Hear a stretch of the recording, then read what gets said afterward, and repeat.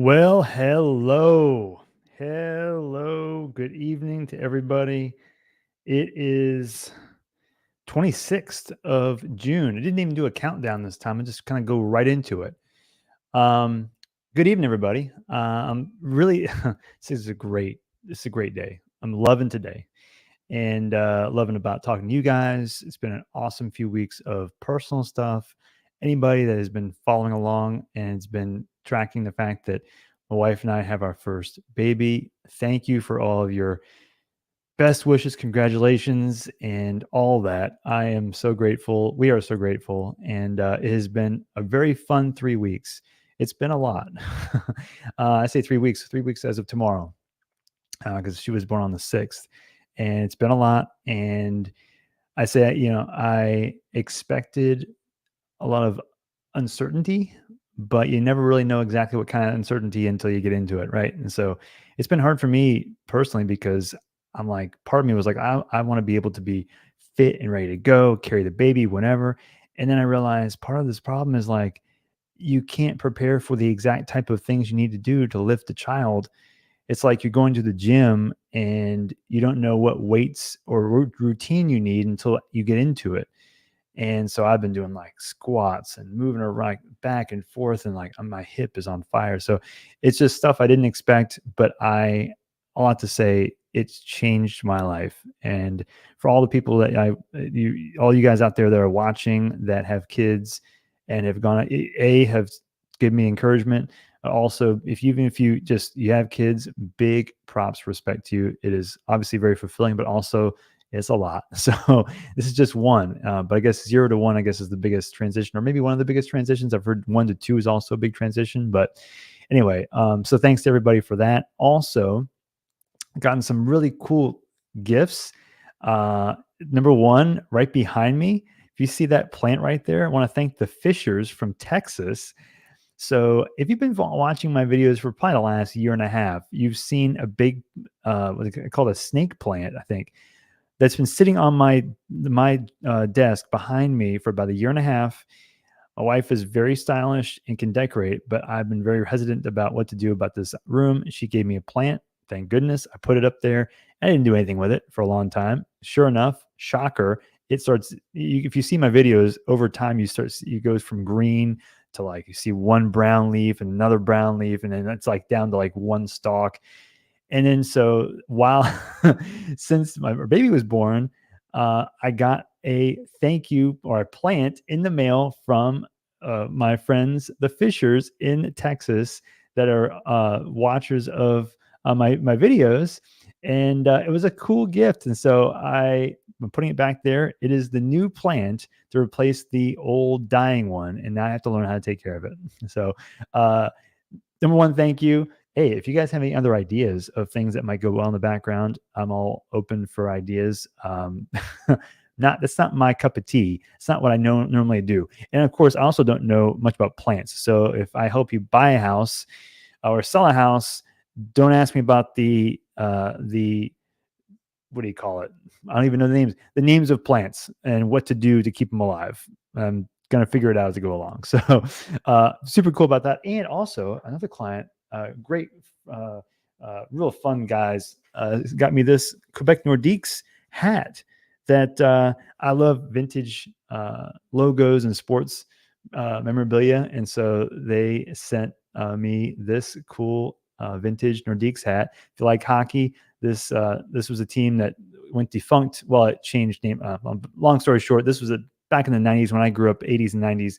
The Nordiques were big, and so that's fun. Just wanted to kind of show off some stuff that people have been giving me. I really appreciate that. So it's not why you came here. Just thought I'd start by saying that kind of stuff. So you are here possibly to talk about moving to Virginia Beach, and we're in a time of the year. We're now going into the early January time period. We're almost there, where people have been asking me more about what to do about rentals. Usually, not just rentals, but what to do, like deciding between buying and renting, how to plan it out, and all that.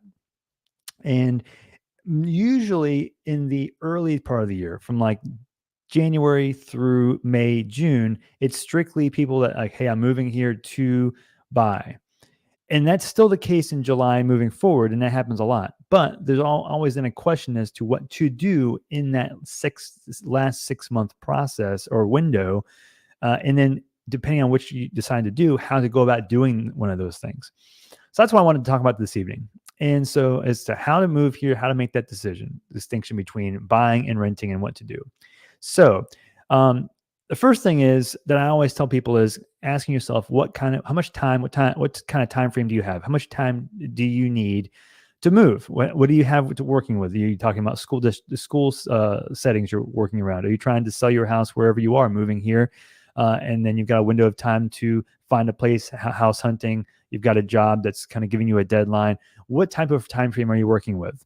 And part of the time frame topic goes down to figuring out how long things take here to finalize or to do, right? So for example, when you buy a house here, it's going to take a minimum of 30 days. I'd say bare minimum 20. You can do it in 2025, but never expect that. 30 days is standard to expect. Now, you can trim that down. You can also extend that a little bit, and it might take 35 or longer. However, that's where lender choice matters. And we can talk about that. I mentioned that in other videos, but lender choice does matter because the longer that it takes you to close on a loan, or that you're forced to close on a loan, the longer it takes, the weaker your offer can be if you're buying a house. Okay. So you've got that time frame, 30 days minimum. Now, the next thing from there is figuring out how much time do you need to find your house or figure out what you like. And there are times I help people that it takes them, it takes us maybe a day or two.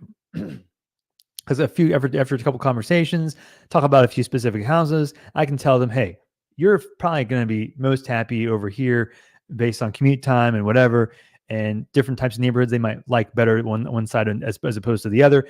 Anyway, all that stuff can be worked out in a day or two, or it can take maybe a week or 2 weeks.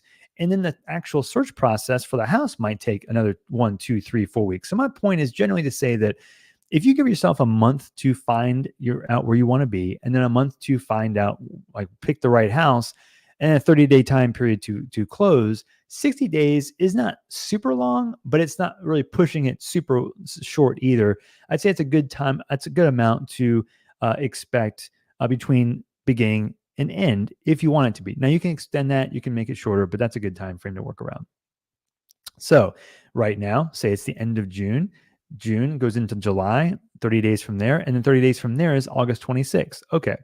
So that's the question. A lot of times people want to do that workaround is they want to move around the school schedule, which means that if you're deciding to move now, you have about 30 days to pick your house before you have to close you can close in your house to get in before school actually starts. If you're talking about private school or public school, which usually starts a bit later, I believe. They're starting in the late August now too, I think. Anyway, plan for late August either way, I'd say, and then you'll be fine. But 30 days for closing, you better start right now to at least get going and figuring out what you like. And that can be pushed, but make sure you have a house under contract, I'd say by the end of July at the latest, to have a time to close within that time frame. Okay.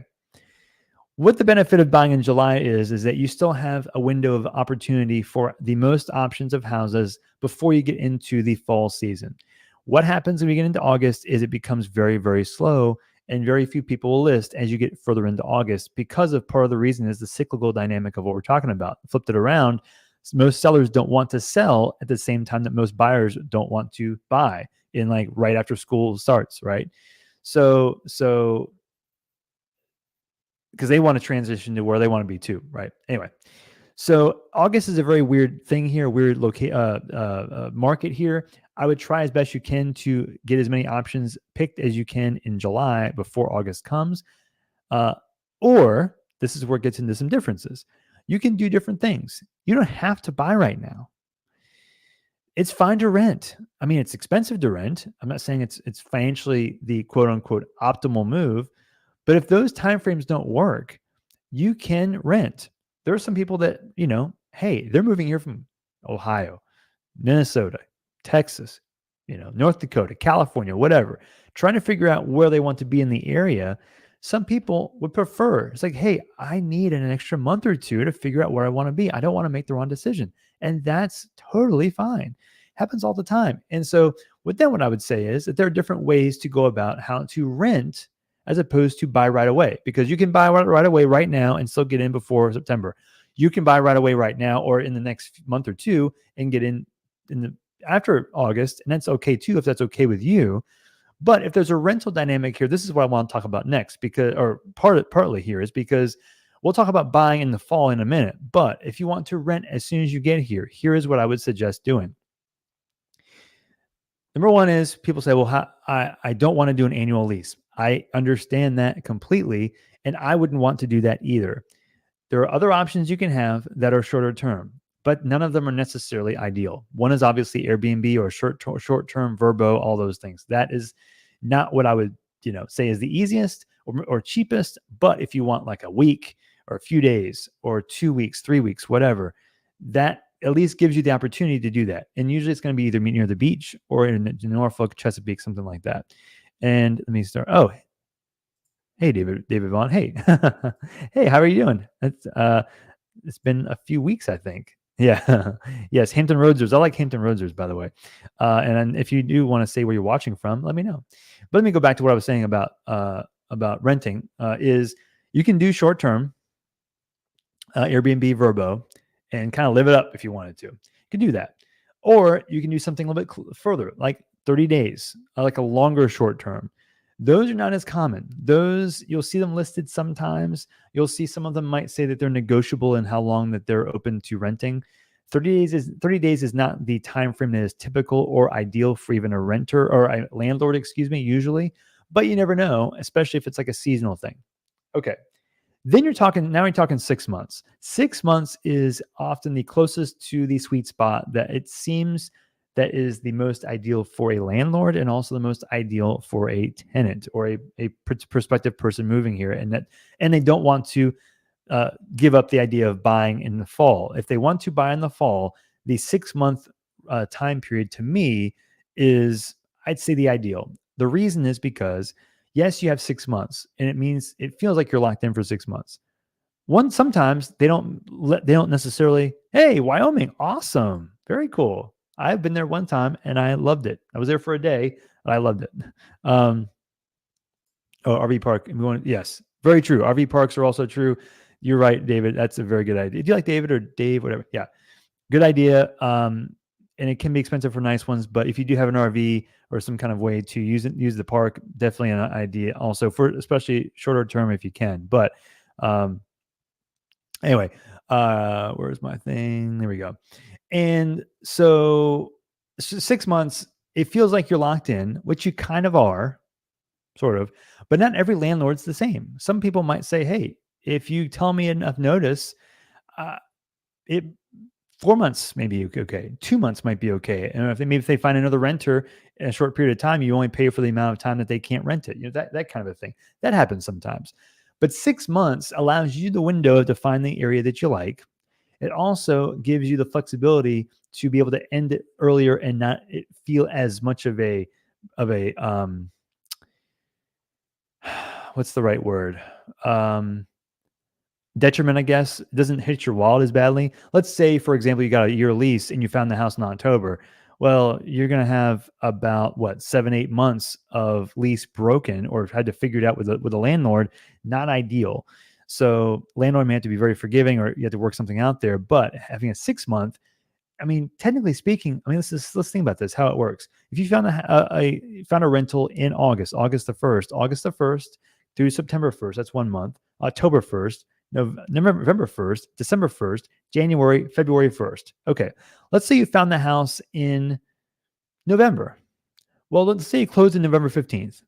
Well, your first payment in November 15th is due on January 1st. So yes, there's some overlap there, but it's not too terribly much. And maybe if you work it out with the landlord, my point is that time frame goes pretty quickly, but not so fast so you won't be able to get anything done. So to me, I think that's an ideal range or window if possible. Again, back to the question is, Sam, that's great if you can find one. Show me where they exist. And I'm here to tell you that I don't know. That's not true. I kind of don't know. But theoretically speaking, they exist. You have to kind of do some digging.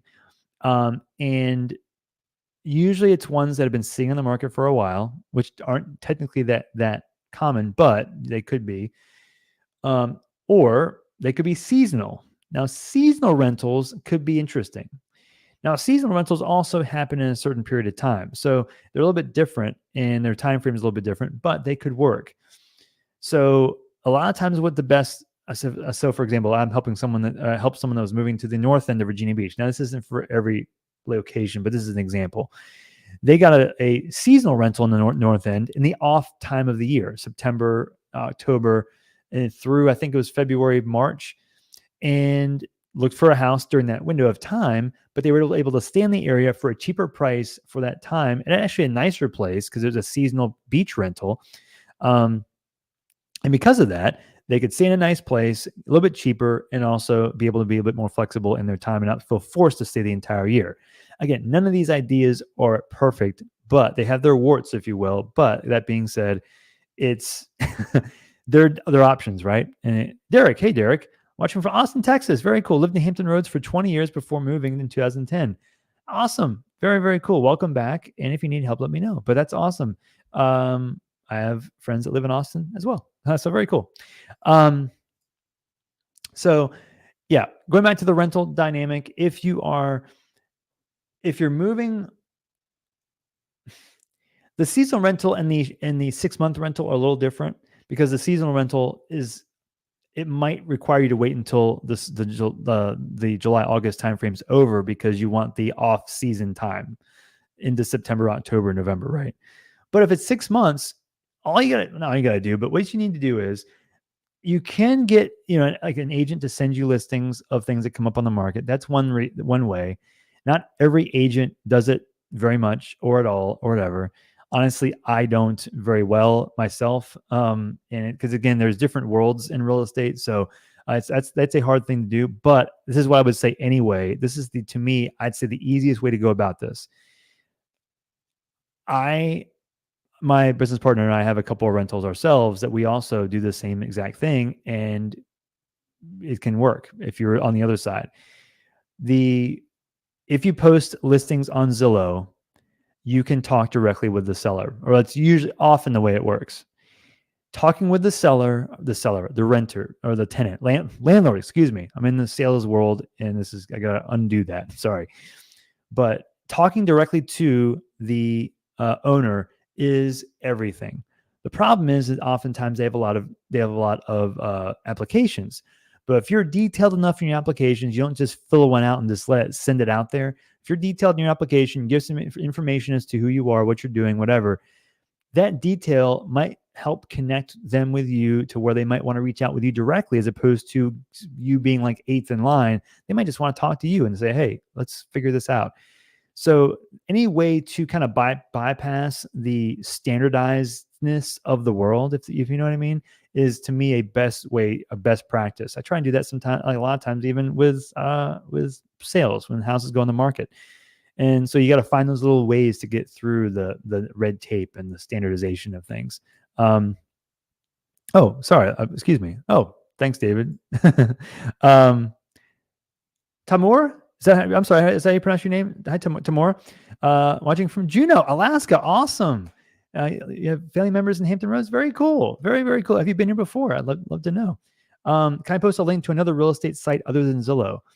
A link, you mean for rentals? Or you mean looking for a rental? I'm not sure what you mean, but let me know. But I'm using Zillow as an example. So it doesn't have to be Zillow.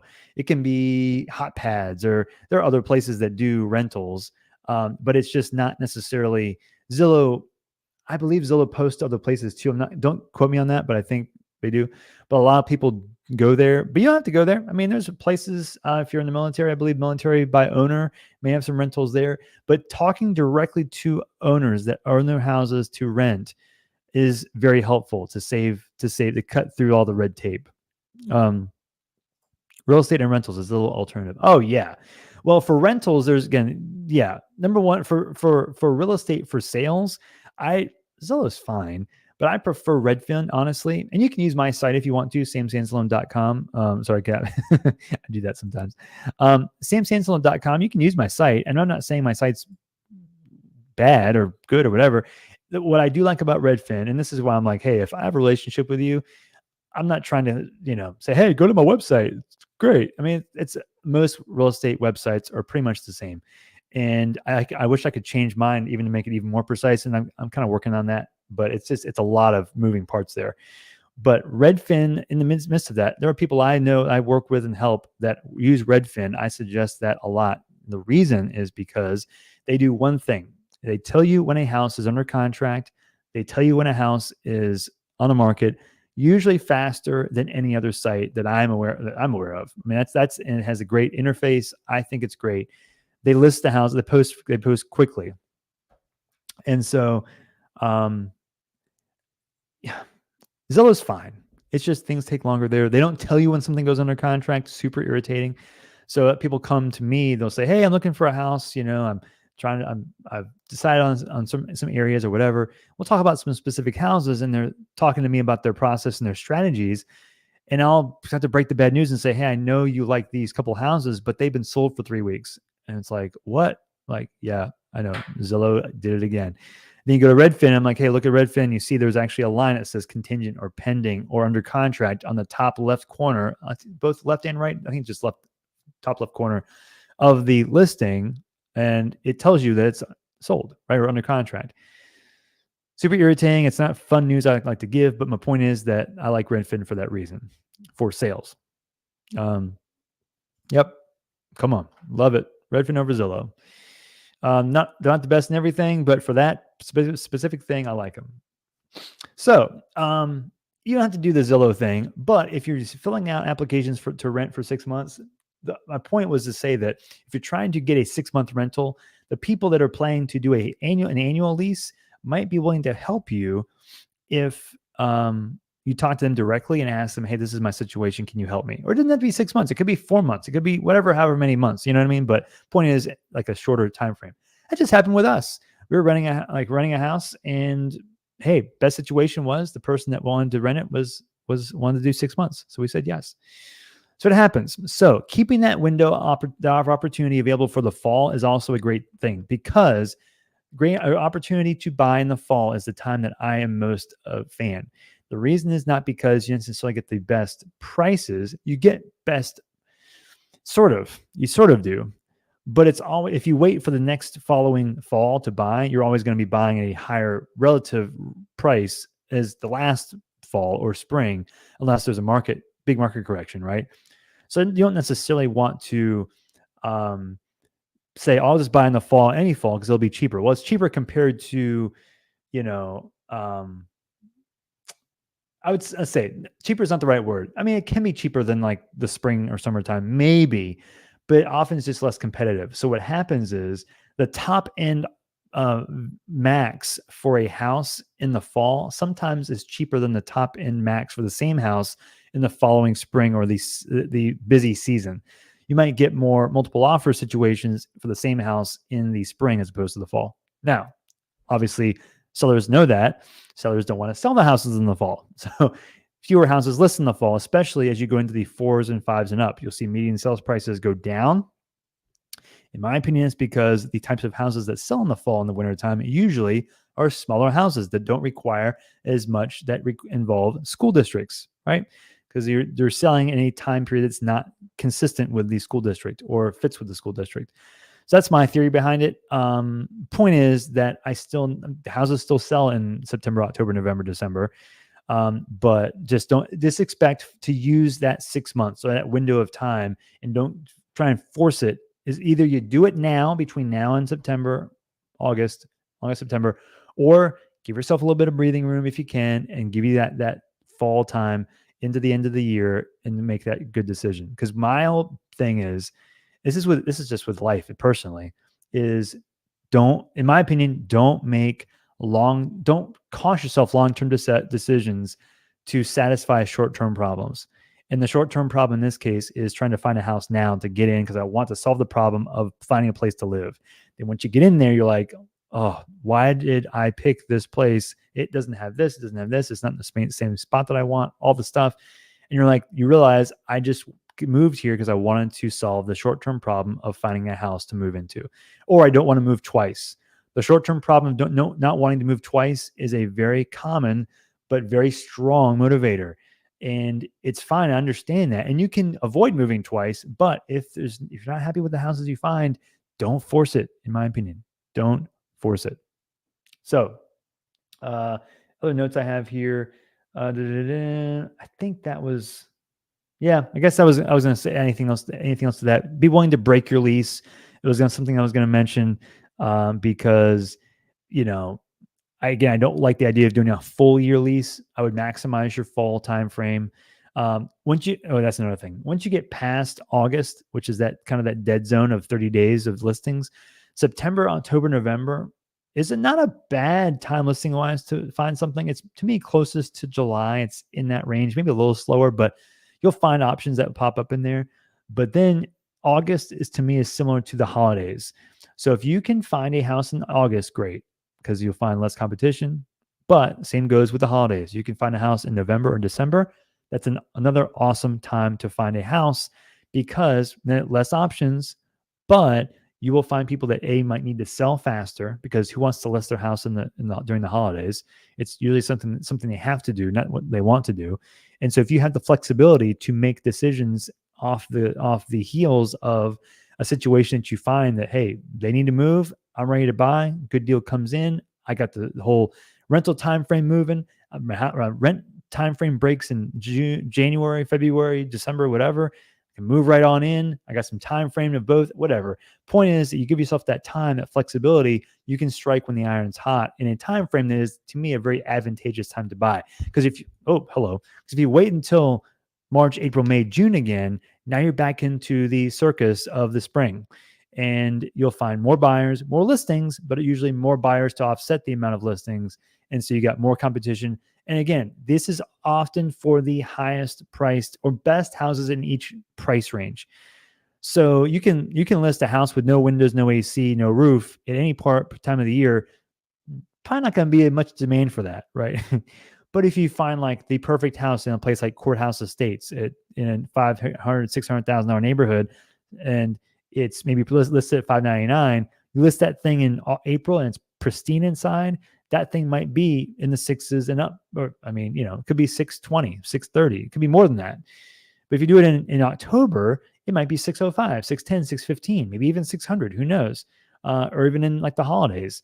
So your top end chances of having to pay over asking price at a higher percentage decreases, in my opinion, as you get into the fall, but mostly even into the holidays or August, but really into the fall, generally speaking. So that's why I like that last 6 months to find a house, if at all possible. And two of the houses I bought were both in the last 6 months, actually last 3 months of the year. The one we live in now was bought we closed, I think it was 10 days before the end of the year. So anyway, I love it, so that's a good time frame to work around. Again, my point being is this: if you can walk away with anything here, is that don't try and cost yourself long-term solutions, or don't try and solve short-term problems by giving up long-term solutions. What did I say? What's the word I wrote? I love, there's a phrase I wrote down. Raw moment here. Don't sacrifice long-term goals to solve short-term problems. There we go. That sounds so much better. Okay. Don't do that. Don't do it. And so if that means renting for a little bit longer to make sure you make the right decision, please do that. Whatever it takes to make the right decision, don't feel like you're being forced into something. And you'll know when that timing is right. I just talked to someone just today about this same exact thing. And we're talking about, hey, we can do this soon if you want to, but if you don't want to, you want to get a lay of the land, that makes sense. And sure enough, going for that shorter term rental, going to find a house once they move here. And especially when you're trying to sell a house and then move after that, selling your house and wherever you are and then transitioning over, yes, if you want to avoid moving twice, that's fine. It's possible, but here's what happens. If you list your house, let's just say you listed it right now, and you're like, hey, I got my house under contract. I should go now find a house in Virginia Beach and then bridge it perfectly.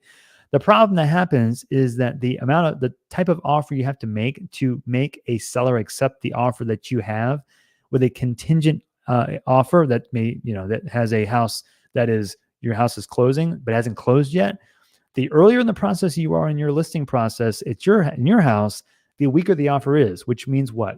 You have to do something to give them a reason to accept your offer. And usually that means going by their terms, or most likely it's giving them more money. So you're paying more in some way. You could try and save rent by trying to pay more for the house you want, which is fine because it saves you from moving twice. But just know that you might not be saving as much as you think because you're paying more for the same house. So there's always going to be a give and take in whatever decision you make. Just know that if you do sell your house and then want to transition from one to the other, it could take more money to do that, but it could still be worth it. It could still be worth it. And one last thing about selling your house, if you have cash, if you're buying a house and you're using cash, just know that if you're still making it contingent on the sale of your house before you can buy their house, it's nice, it's helpful, but it's still a contingency that makes it very hard for them to say yes just with any offer. Just because you have cash, that cash is not worth it to them until the money comes in their account. And if it requires you selling your house to get that money in your account or their account, then it's almost like getting a loan, if you will, so to speak. Sort of, not really, but sort of. So it's not the slam dunk that some people may often think that having cash often gives. Sometimes yes, sometimes no, but a lot more times no than people might expect. Any questions about this? Please let me know if you have any questions about this. Make sure I'm going. Anything else I want to add? Another thing would be keep in touch with your lender. If you're renting for a few months, stay in touch because you're watching for rates, number one. Also checking to see if there's anything else that they need from you. Make sure your qualification is set. You can get qualified early. If your financial situation doesn't change, you can get qualified early. Maybe you might have to do it again, but at least you know early in advance, so you have a spending budget range to know what to work with based on current interest rates. So then as they change, you can still make some adjustments and not be surprised when you find the right house.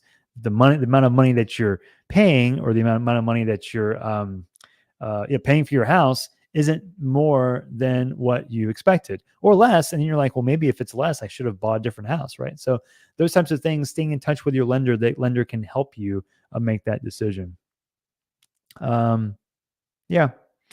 And I think just the last thing would be to accept the reality that some things may not go as planned. Like you may have to move twice, move once here, move again, or you may have to pay more to transition once, pay more to get the offer you want on the house accepted because you have a contingent offer. If you don't want to do a contingent offer, that's fine too. That helps, but you can have to pay 2 mortgages maybe. So balancing those things out. There's no real perfect solution to get the optimal house. You can get a house, buy a house here, one fell swoop, come right in, buy a house, but it may not be the exact house that you want, which goes back to the idea of, I need to go back and read my slogan that I keep forgetting. Don't sacrifice long-term goals to solve short-term problems. I need to put that on a bumper sticker, or maybe I should put that behind here. I don't know. I'll figure that out. Very good info. Thank you, Sam. Hey, you're very welcome. Very, very welcome. I love your name. Love, love, love. Awesome. Thank you very much. If you have any other questions, please let me know. And if you have any comments about how to handle and help take care of a wonderful baby who's been very awesome, by the way, but man, I'll take his suggestions. We're doing great, but me personally, I'm just trying to figure it out from the standpoint of how to hold, how to swing. My wife's a champ. She's doing an amazing job, and I'm just kind of hanging on for the ride. But I'll buy the bumper sticker. Oh, cool. That's awesome. I got one. Maybe I'll do some merch. Who wants some merch? I don't even know what merch that would be, but maybe I'll put shirts. That's a good first shirt. Don't sacrifice short-term goals. Whatever I just said. Long-term goals for short-term problems. I don't know. We're swerving out of my lane is what you're noticing, is me getting out of my lane into the merchandise business, which I had no idea how that works. So if you have any more questions, or if you want to move to the area, let me know. If you have questions about how to relocate here, beyond what we're talking about here, big coffee mugs. Yeah, I love big coffee mugs. Thank you. That's a good point. But if you have any questions about the details of moving or your specific situation, let me know. Email, call, text. Where is my little thing? There's my phone number. And there is also my email, a lot of my full name here, and then a lot of is my website. Go there. Like I said, go there if you want to go through houses. There's a process you can message me there too. Reach out to me that way, and there's like we can break down of like what you're looking for, things that you need. You can also send me an email and say the same stuff or whatever, and I appreciate all of it. And so, if you don't get a response back right away, it's okay. Please know that I'm doing my best to answer as fast as I can. Just the baby stuff, it's just a lot going on short term. That actually things are kind of slowing down now, but it's just a kind of a new part of life. But hey, a lot of people do it. That's how the world works, right? We have children. Children are necessary for the world. Anyways, so if you have any more questions, let me know here. I'll give it a couple more minutes, but otherwise, if not, then we're going to go back next week. I have another video and going further. It's been 5.5 years, guys. It's been 5.5 years since I started my first video. I had no idea that it would be something that turned into what we are now. I love it. I love it. I'm grateful for everybody. And it means a lot to know that it's cool to know who's out there listening. And this is great. Yeah. This, the plant, you know what I mean? Like it's that kind of stuff that means a lot. Yeah, it feels good. It feels good to know that I've got something that I feel like I can help the world in a specific way. And it's great to know that people are responding in a positive way to what I have.